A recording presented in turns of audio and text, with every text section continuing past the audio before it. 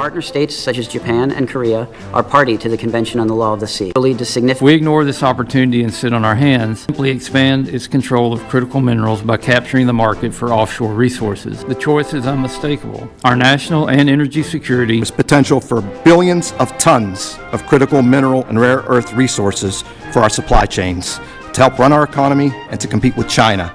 So when you're thinking about the 최근 강대국 미국 의회에서 아주 흥미로운 장면이 포착되었습니다. 수심 4,000m 깊은 바닷속에 잠든 211억 톤의 보물을 어떻게 가져올 것인가를 두고 치열한 논의가 벌어진 현장입니다. Today's hearing will examine the regulatory and statutory barriers to deep-sea mining. As we all know, minerals, particularly critical minerals, are essential to our daily lives. The application of critical minerals touches every facet of our lives, from cell phones to advancement in medical technology to national defense. In recent years, there has been an exponential rise in global mineral demand. This has highlighted America's dangerous mineral dependence on foreign nations like China, who dominate the sector and exploit global dependency for minerals as a means to coerce, influence, or manipulate the United States and our allies. In addition to conventional land-based mining, we must actively expand our seabed mining capabilities to reduce this growing national and energy security risk. While deep-sea mining was tried in the 1970s, technological innovation has advanced at a rapid pace in recent years. These critical mineral resources can be harvested in various ways and in many cases contain rare earth elements that are essential to the production of batteries, electronics, and steel. Critical mineral deposits can be found in certain muds, crusts, or potent reserves known as polymetallic nodules. USGS estimates conservatively that 21.1 billion dry tons of polymetallic nodules exist in the Clarion-Clipperton zone of the Pacific at a depth of 3,500 to 4,000 meters. Recovering these minerals would be a strong step towards reducing our dependence on China, but we also need to develop processing facilities here in the United States. Today, although some foreign processing facilities can extract minerals from these nodules, no such facilities currently exist in the United States. America cannot risk falling behind in the production and processing of minerals, whether they are from traditional operations on land or harvested from the seabed. Failing to build our processing capacity continues to enable China to expand their control over our supply chains and hamstring our national security. And I hope this is something my colleagues on the opposite side of the aisle recognize and are willing to work with the majority to address. Despite their current stranglehold on critical minerals throughout the world, China is expanding their reach and racing to dominate deep-sea mining. China holds more exploration licenses than any other country, positioning it for mineral recovery spanning 92,000 square miles, roughly the size of the UK. If China is able to produce these resources, it would further solidify its control over the world's mineral supplies. Other countries like Japan have recognized this threat and have quickly acted to expand their sourcing of critical minerals and rare earth elements from the seabed.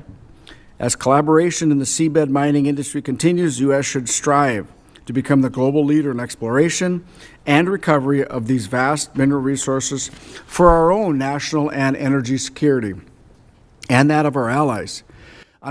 우리 일상에 꼭 필요한 핵심 광물들이지만 현재 미국은 이 자원을 중국에 너무 많이 의존하고 있습니다. 중국이 공급망을 쥐고 흔들면은 국가 안보까지 위태로워질 수 있는 아주 위험한 상황인 셈입니다. More questions than answers. We all agree that critical minerals matter for national security, for clean energy, for the technologies that power our daily lives.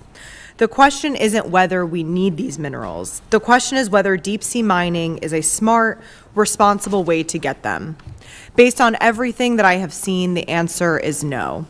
Deep-sea mining companies have been promising breakthroughs for decades, and yet there is not a single commercial deep-sea mining operation anywhere in the world. Not one. The metals company has spent over $500 million and pushed its commercial timeline back a decade. The industry is no stranger to bankruptcy. Reports show that this industry is neither economically viable nor worth the associated risk. One of the risks that's being almost entirely ignored are the impacts to communities that would bear the burden of deep-sea mining.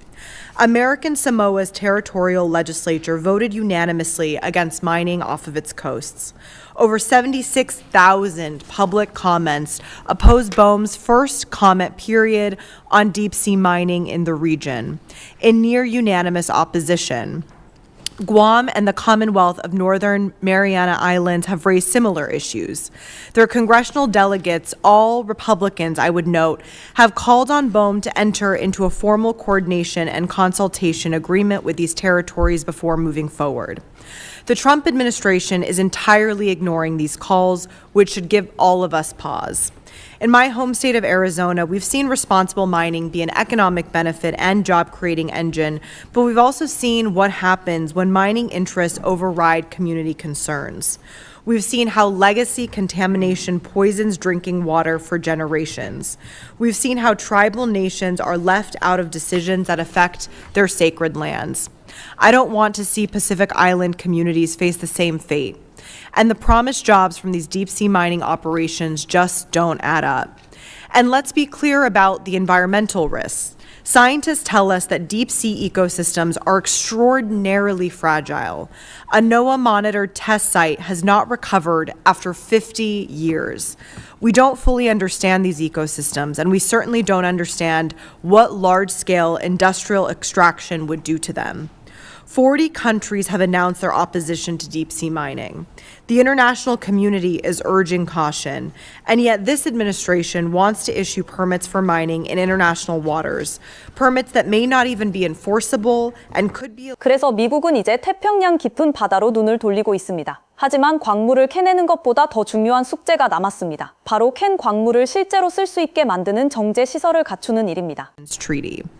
Pursuing deep-sea mining will further isolate us from our allies, undermine the international legal framework we helped create, and potentially compromise the freedom of navigation principles that our military depends on, all for an industry that has never turned a profit. That's not a national security strategy. If we're serious about securing critical mineral supply chains, there are far better options. We could invest in recycling in a circular economy, recovering minerals from products we've already made instead of extracting new ones.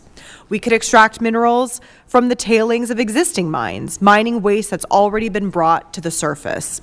We could work with our allies to build a diverse, resilient supply chain. And where responsible mining could be done with proper environmental review, tribal consultation, and community consent, we should pursue it on land, under modern regulations, with royalties that benefit American taxpayers. 실제로 미국 내에는 이런 정제 시설이 전혀 없습니다. 그래서 현재는 일본 같은 나라에 의존하고 있는 상태인데요. 이때 우리가 주목할 점은 바로 우리 한국인들이 가진 독보적인 정제와 가공 실력입니다. Today, but now our reliance on China for critical minerals is widely known. China currently controls approximately 60% of global critical mineral production, 90% of processing, and 75% of manufacturing. These minerals are essential to America's national security, to our economy, to our energy infrastructure, and really to nearly every other aspect of our daily lives.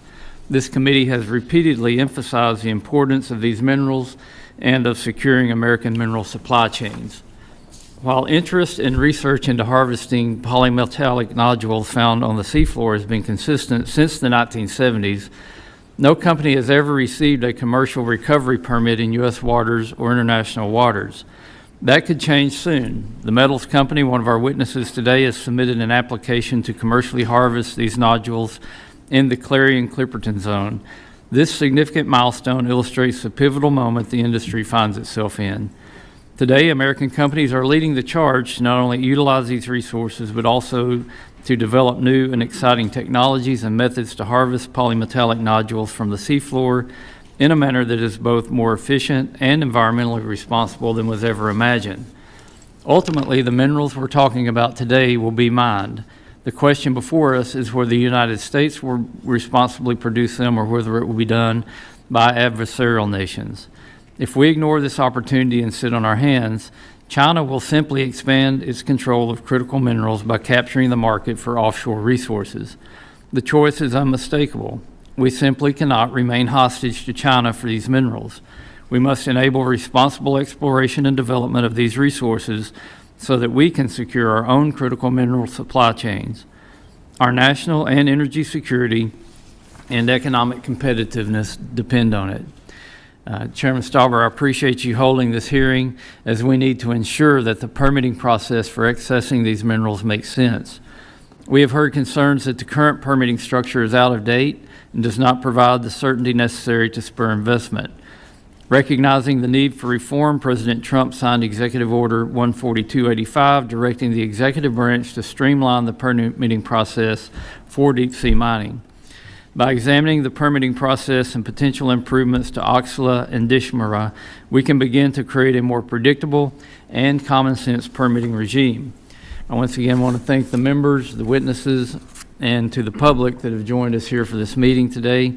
I'm looking forward to hearing more about how American ingenuity and changes to the permitting process will make it possible to reinvigorate domestic mineral dominance and secure American critical mineral supply chains. And I yield back. Thank you very much. We will now begin our 물론 깊은 바다를 파헤치는 일이 환경에 어떤 영향을 줄지 걱정하는 목소리도 큽니다. 하지만 우리 대한민국 사람들은 이미 세계적인 해양 기술력을 가지고 있어 이런 어려운 문제를 풀 적절한 대안을 제시할 수 있습니다. Mineral dependence into dominance for centuries. On land, China has established control over the global strategic minerals supply chain for geopolitical and commercial advantage. Offshore, however, the United States holds two key advantages over adversaries. Firstly, an established regulatory regime to govern the industry exists. And secondly, American companies ready to transition from exploration to commercial production. And we must cement this lead now. China has identified deep seabed minerals as a strategic priority and is investing heavily. I commend the administration for recognizing critical minerals as a national security matter and offshore minerals as part of the solution. And the Executive Order 14285 on unleashing America's critical offshore minerals sent a clear signal. And the industry response has been remarkable. In the 9 months since TMC estimates that NOAA has received over a dozen applications, and the area under U.S. application may now rival China's holding and the total exploration areas under the International Seabed Authority. Following the EO, the Metals Company USA submitted 2 exploration license applications and the first ever commercial recovery permit application. I commend NOAA for mobilizing its resources to review these applications and recognizing permitting timelines as the most immediate barrier.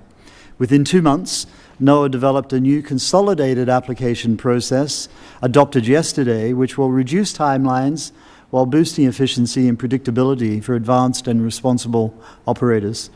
TMC USA has completed the required exploration, environmental data gathering, and technology development to proceed to commercial recovery, and as of today, has submitted an application under this new process. And with permitting timelines addressed, my testimony focuses on statutory refinements. After years of bipartisan work and consultation, Congress adopted Dishmara in 1980, and NOAA issued final implementing regulations for exploration licenses in 1981 and commercial recovery permits in 1989. Dishmara predates and informed the international regime and allied nation seabed legislation. It operates fully within U.S. environmental laws, including NEPA, the Endangered Species Act, and the Marine Mammal Protection Act. And under Dishmara, NOAA conducted the 6-year-long DOMES program, a programmatic EIS known as the DOMES area now, including the CCZ, issued exploration licenses and approved site-specific EISs. And a 2024 audit confirmed the statute remains workable with no insurmountable barriers to commercial development, especially paired with NOAA's consolidated rule. That said, Dishmara could benefit from targeted modernization. 미국 정부는 이제 낡은 규칙들을 걷어내고 해상 광물 탐사를 빠르게 추진하려 합니다. 적대국의 주도권을 뺏기지 않기 위해 정말 절박하게 움직이는 모습인데요. 여기서 우리가 어떻게 함께하며 주도권을 잡을지 보시죠. Offshore development. In international waters, there is an international community to address. Deep sea mining is, by necessity, an international endeavor, and partner states such as Japan and Korea are party to the Convention on the Law of the Sea. Mining in the CCZ, under U.S. permits, without the support of the ISA, will lead to significant legal challenges, further slowing progress on the International Mining Code. This lack of urgency, environmental unknowns, and local opposition does not justify a rush to expedite permitting for deep-sea mining. Deep-sea mining has many issues, both environmental and practical, that are still unresolved. Thank you again for this opportunity to testify before the subcommittee. I look forward to your questions. Thank you for your testimony. Our final witness is Mr. Eric Melito. He is the president of the National Ocean Industries Association, and he's stationed right here in Washington, D.C. Mr. Melito, it's great to see you. 미국 기업들이 앞다투어 신청서를 내고 있지만 여전히 현실적인 해결 방법은 부족한 상황입니다. 여기서 다시금 빛나는 것이 바로 우리 한국인의 끈질긴 저력과 기술력입니다. And the heavy sands, the heavy metal sands, and the cobalt and ferromanganese crusts. There is potential for billions of tons of critical mineral and rare earth resources for our supply chains to help run our economy and to compete with China. So when you're thinking about the economic potential that is there, it's vast. You're talking billions of tons of critical minerals that could supply our critical industries such as defense, manufacturing, biomedical services, aeronautical, space, everything depends upon this. The U.S. Department of the Interior has the authority to evaluate the U.S. Outer Continental Shelf for mineral development potential and to lease offshore acreage for critical mineral development. In fact, the Bureau of Ocean Energy Management at Interior has already issued regulations allowing leasing for critical minerals. Concurrently, 미국은 이제 대한민국과 일본 같은 든든한 친구들과 함께 이 기회를 잡으려 합니다. 특히 심해 채굴선과 운송 시스템을 구축할 때 우리 한국인의 압도적인 조선 기술은 선택이 아닌 필수라는 사실이 다시금 증명됩니다. memo notes that there are no facilities in the U.S. capable of refining the critical minerals found in polymetallic nodules. Mr. Barron, your written testimony indicates that TMC has processed nodules into high-grade critical minerals. Where are those refinement operations taking place, sir?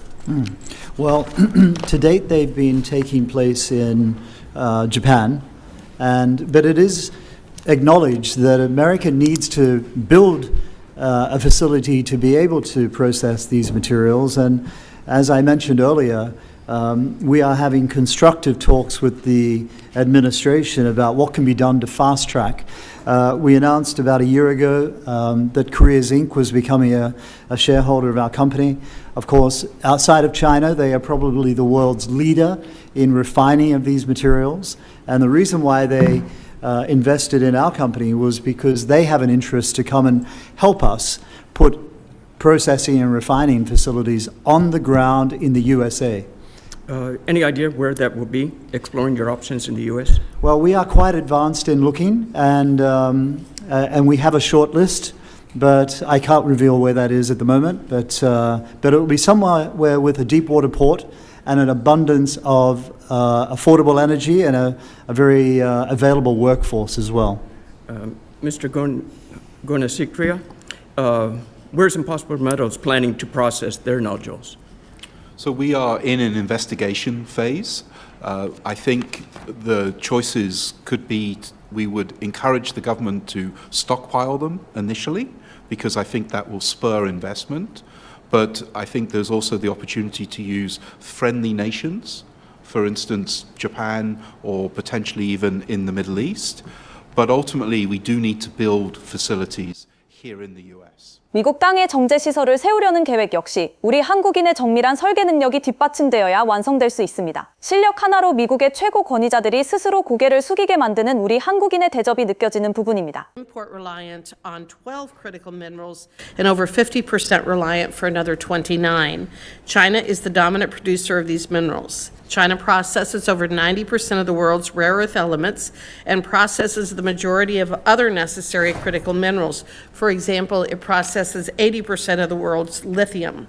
Mr. Barron, in your testimony, you established pretty clearly that China has established control over the strategic mineral supply on land, but that offshore could be a very different story. Do deep sea deposits exist in the U.S. and allied waters in a manner and in a quantity that can help to facilitate a reduction in our national reliance on foreign adversaries? Yes, they do. So can you tell me how much the deep sea mining opportunity exists in international waters, and what does that mean for the competition between the United States and China? our focus has been in the Clarion-Clipperton Zone, which of course America has access to because they are not a party to the treaty, UNCLOS. And as we heard earlier, it's estimated there are more than 21 billion tons of these nodules in that area. And I think it's widely acknowledged that the metals company are the leader in research and resource assessment in that area. And so even though China have the most licenses, I think it's agreed that we are by far the most advanced, to the extent that we could be in commercial production if we receive a permit this year by the end of next year. And that's an opportunity for America to play catch up to an industry that had dominated back in the 70s and then went and stood aside. But this administration saw the opportunity, saw the need to address the supply of critical minerals. And this is the most immediate pathway to solving that problem. Well, this is about national security as well as providing the resources that we need, isn't it? Yes, very much so. 결국 심의 채굴은 단순한 자원 확보를 넘어 누가 더 책임감 있고 똑똑하게 자원을 다루느냐의 싸움입니다. 그리고 그 정답지에는 언제나 대한민국이라는 이름이 확실하게 적혀 있습니다. This committee, this is pretty important to me, and it is certainly important to our country. Meanwhile, the United States is already heavily reliant on China for the extraction, processing, and refinement of critical minerals. According to the U.S. Geological Survey's 2025 Mineral Commodities Report, the United States is more than 50% net import reliant for non-fuel mineral commodities, and China is the largest supplier, providing 21 minerals. To reduce our dependence on foreign adversaries, the Trump administration is committed to restarting domestic mining and cutting back regulatory burdens that have effectively shut down hard rock mining in the United States. Additionally, the administration signed the executive order to unleash offshore mineral exploration and extraction. Given that polymetallic nodules on the ocean floor contain high concentrations of key critical minerals, we have to consider offshore extraction as part of a comprehensive strategy to reduce reliance on China. Mr. Barone, I raised concerns in our last hearing over the amount of exploration leases China holds. Based on your testimony, the United States seems to be catching up. From your perspective, what are some of the advantages the United States have in extracting seabed minerals? Well, the first one is a regulatory environment. As I mentioned, China signed the treaty of UNCLOS, and so they are bound by the rules that are yet to be established by the International Seabed Authority.